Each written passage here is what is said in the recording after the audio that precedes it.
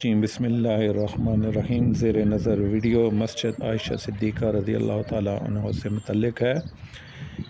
مسجد عائشہ، جسے مسجد تنعیم بھی کہا جاتا ہے، مکہ مکرمہ کی ایک اہم مسجد ہے جو عمرہ ادا کرنے والوں کے لیے خاص اہمیت رکھتی ہے۔ یہ مسجد حرم شریف سے تقریباً 7.5 کلومیٹر کے فاصلے پر واقع ہے۔ مسجد عائشہ کی خاص بات یہ ہے کہ یہ ان لوگوں کے لیے میقات کا درجہ رکھتی ہے جو مکہ مکرمہ میں رہتے ہیں اور عمرہ ادا کرنا چاہتے ہیں۔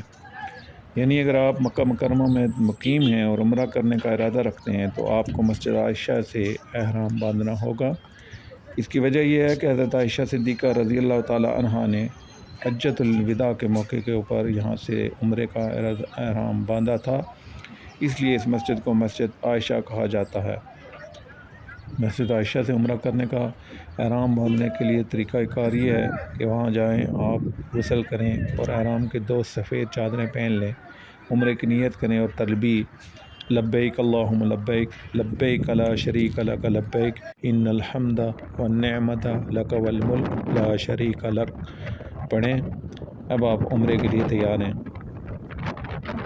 مسجد عائشہ سے عمرہ کرنے اور احرام باندھنا ایک سنت عمل ہے اور اس کی بڑی فضیلت ہے۔ اللہ تعالیٰ ہم سب کو بار